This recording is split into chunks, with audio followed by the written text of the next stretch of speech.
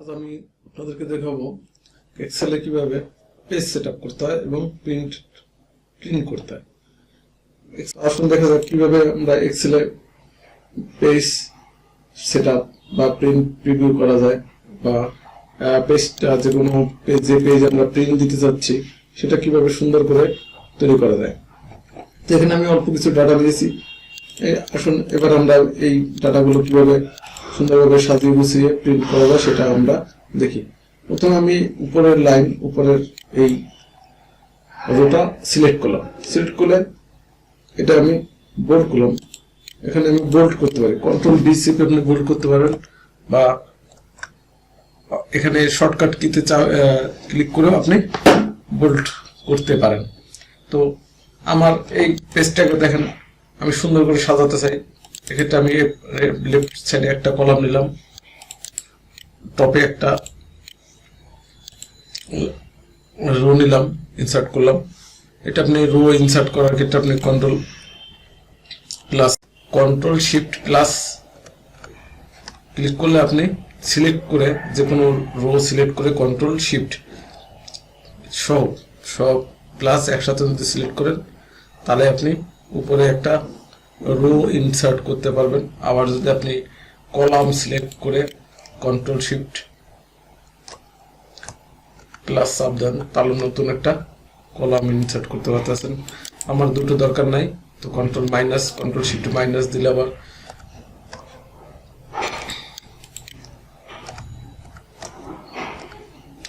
Control minus দিলে আপনি যে কোনো কলাম ডিলিট হয়ে যাচ্ছে। এই দেখুন কন্ট্রোল মাইনাস। তাও আপনার নতুন কলাম ইনসার্ট করার জন্য আমরা যেমন কন্ট্রোল শিফট চাপি প্লাস চাপি, আর নতুন বা একটা কলাম ডিলিট করার জন্য আমরা কন্ট্রোল মাইনাস চাপবো। তার ভিতরে যে টেবিল আছে টেবিলের বর্ডারগুলো থাকবে না, জিরো হয়ে যাবে, সাদা হয়ে যাবে। এখানে এটা করতে গেলে আমাকে কি করতে হবে, আমি গিয়ে ভিউতে গিয়ে গ্রিড লাইন দেখুন সব সাদা হয়ে গেছে, সুন্দর দেখাচ্ছে এখন মোটামুটি। তো আমি এটাকে সিলেক্ট করলাম, সব বি থেকে জি কলাম পর্যন্ত আমি সিলেক্ট করলাম এবং নিচ পর্যন্ত গেলাম। এখন দেখুন আমি এটা যদি আমি বর্ডার দিতে চাই, দেখুন আমি একটু বর্ডার দিয়ে নিলাম, তাহলে আমার ব্যাপারটা একটু সুন্দর লাগছে। এখন আমি যদি একটা হেডলাইন দিতে চাই, হেডিং দিতে চাই, তাহলে আমি এখানে একটা হেডিং দিতে পারি, যেমন ডাটা শিট।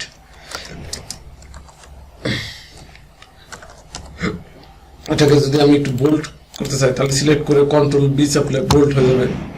আমি যদি বড় করতে চাইলে কি হবে,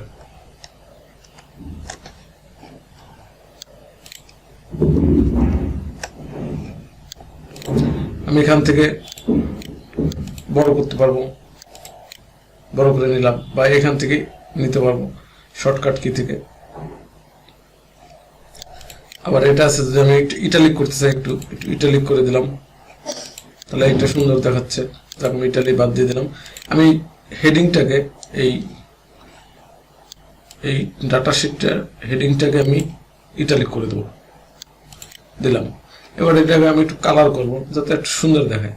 আমি কি কালার করতে পারি, আমি এখান থেকে কালার নিতে পারি। এটা ফিল কালার, এটা হলো ফন্ট কালার। তা আমি ফন্ট কালারটা আগে নিয়ে নিই। দেখি আমি একটু ব্লু দিলাম। এবার আমার এটা মোটামুটি একটা পর্যায়ে, এবার আমি একটু ফিল কালার দিই। ফিল কালার দিলাম, আমি এটারে কি দেবো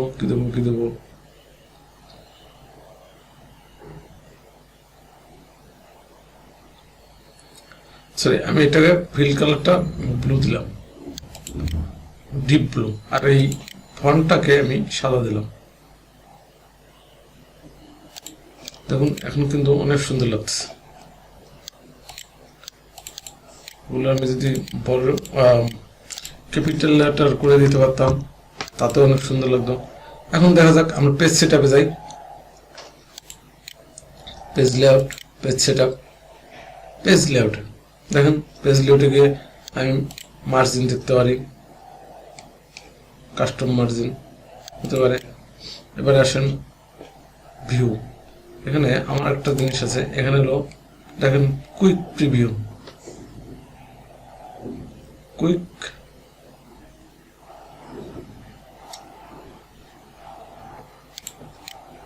এই যে এখানে গেলে কুইক প্রিন্ট হবে, ওটা আমি প্রিন্ট দিতে যাচ্ছি না, আমার প্রিন্টার সেট আপ নাই, এই কারণে আমার প্রিন্ট দিতে যাচ্ছি না। আমি এখানে গেলাম প্রিন্ট প্রিভিউ, এখানে এই দেখেন আমি প্রিন্ট প্রিভিউতে আমি গেলাম, দেখুন আমার এটা আছে কি, এখানে প্রিন্ট আছে, কপিস আছে। এখানে কপিসে গেলে আপনি 2 কপি 3 কপি কম বেশি করে দিতে পারবেন, এটা লিখে দিতে পারবেন। লিখে দিলাম 8 কপি, 8 কপি হবে। যাক আমার আপাতত আমার 1 কপি দরকার, আমি 1 কপি নিলাম। এরপরে দেখেন এখানে আমার প্রিন্টার সেট আপ করা থাকবে। আপনি যে কোনো প্রিন্টার যখন সেট আপ করা থাকবে ল্যাপটপে, এখান থেকে আপনি প্রিন্টার চেঞ্জ করে নিতে পারবেন বা সেট আপ করে নিতে পারবেন। আমার এটাই আছে, এটা থাক আপাতত।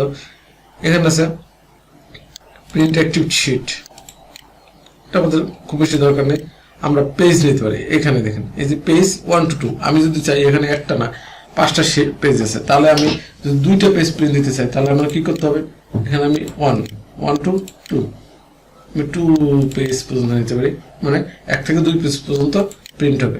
আমি চাই যে আমার 1 পেজ টু 1 পেজ 1 পেজ হবে। তারপরে পোর্ট্রেট ওরিয়েন্টেশন, এইখানে একটা সুন্দর জিনিস আছে, আপনি এটাকে ভার্টিক্যাল করবেন না হরাইজন্টাল করবেন। পোর্ট্রেট ওরিয়েন্টেশন এটা থাকলে আমার লম্বালম্বি হবে, আর যদি এই ল্যান্ডস্কেপ দেন তাহলে আমার এটা ভূমির সাথে সাথে হবে, বাঁকা হয়ে যাবে। দেখুন এবারে আড়াআড়ি হয়ে গেছে, এটা হাইট ছোট হয়ে গেছে, পাশে ওয়াইড বড় হয়ে গেছে। আর যদি আমার পোর্ট্রেট দিই তাহলে ওয়াইড বড় হবে, হাইট ওয়াইড ছোট হয়ে যাবে, হাইট বড় হয়ে যাবে। এখানে আসেন আর একটা ব্যাপার, এই যে লেটার দেখেন, লেটার পেজ আমাদের সাধারণত ম্যাক্সিমাম প্রিন্টগুলো A4 হয়, তো সবসময় A4 সিলেক্ট করে রাখা ভালো। তবে এক্সেল যেহেতু অনেক বড় ডাটা নিয়ে কাজ করা হয়, তাই এক্সেল অনেক সময় লেটার পেজ, লিগ্যাল পেজ এগুলো নিয়েও প্রিন্ট প্রিভিউ বা প্রিন্ট করা হয়। আমি A4-এই রাখি আপাতত, A4 যেহেতু স্ট্যান্ডার্ড পেজ।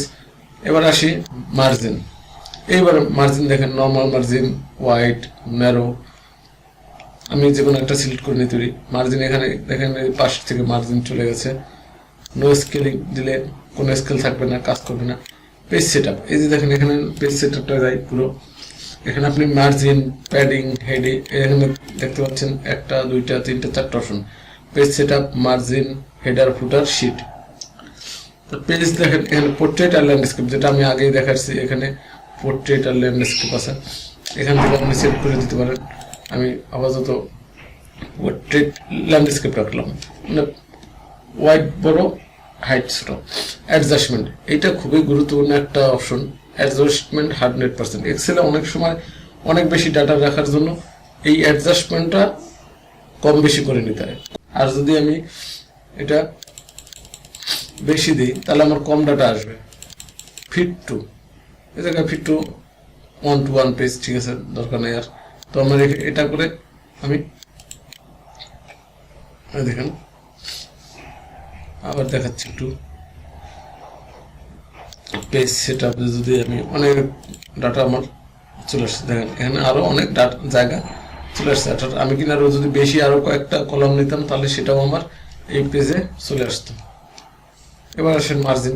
মার্জিন দেখেন লেফটে টপ মার্জিন প্রথমটা 0.75, অর্থাৎ কিনা আমার এখানে 0.75 আছে। এটাকে আমি করে কমিয়ে 0 নিতে পারি, বা এটা কমিয়ে আমি বাড়িয়ে 1 নিতে পারি। 1 মানে 1 ইঞ্চি। এখানে হেডার দেখেন, হেডার যদি মার্জিনের পর একটা অংশ থাকে যেটাকে হেডার বলা হয়, আমি হেডার 0 করে দিলাম, আমার হেডার দরকার নেই।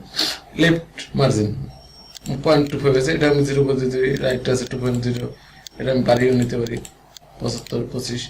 বটমে 25 করলাম, আমার ফুটার দরকার নাই, ফুটার আপাতত আমি 0 করে দিলাম। সেন্টার, এই যে এখানে 2টা অপশন আছে, সেন্টার অন পেজ। হরাইজন্টাল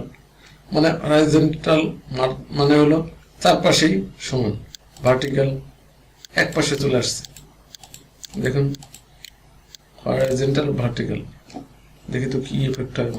দেখেন হরাইজন্টালে কি আসতেছে, মাঝখানে চলে আসছে, ঠিক আছে, সব মাঝখানে চলে আসছে এটা। অর্থাৎ কিনা এখন আমি যদি কোথাও পেডিং দিই, মার্জিন দিই টপ লেফট রাইট, তো মাঝখান থেকে চারপাশে ছোট বড় হবে।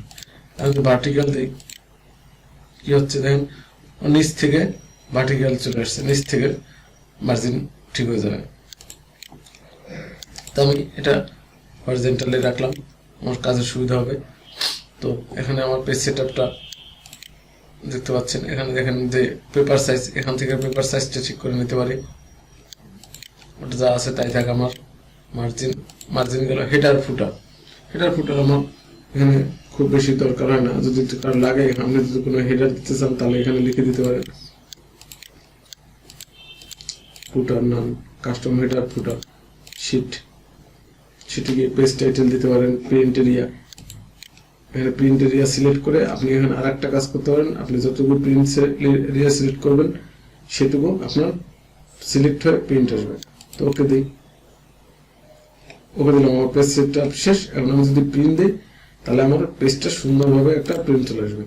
দেখুন আমার আর এক পেজের ভিতরে সব চলে আসছে। একটা যদি দেখেন এখানে 3টা অপশন আছে, normal, page layout, page break preview. Page break প্রিভিউতে দেখেন এইটা খুবই গুরুত্বপূর্ণ, কারণ আমরা যখন কাজ করি অনেক সময় দেখা যাচ্ছে এই পেজে অনেকগুলো যদি লেখা থাকে, সাপোজ আপনি পেজ ব্রেকে নর্মাল গেলেন, এখানে আপনি মনে করেন যে আরো 2টা 3টা শিট আছে, অনেক বা আরো বেশি ডাটা আছে। এখন দেখেন এই জায়গায় এখন কিন্তু আমার এটা প্রিন্টটা 2 পেজে চলে গেছে। দেখেন এই যে ডাটা দেখতে পাচ্ছেন আপনারা, এখন তো আমার 2 পেজে প্রিন্ট হবে, অর্থাৎ কিনা পেজ থেকে বের হয়ে গেছে। আমি চাচ্ছি যে এটা না, আমার এটা 1 পেজে প্রিন্ট হোক, সেটা কিভাবে সম্ভব? তখন আমি যদি এখানে যাই, এই যে পেজ ব্রেক প্রিভিউ, দেখেন আমি দেখতে পাচ্ছি যে আমার কতটুকু গেছে, দেখছেন? আমি টেনে এই পর্যন্ত নিয়ে গেলে এখন আমার কিন্তু আবার 1 পেজে চলে আসছে, দেখতে পাচ্ছেন?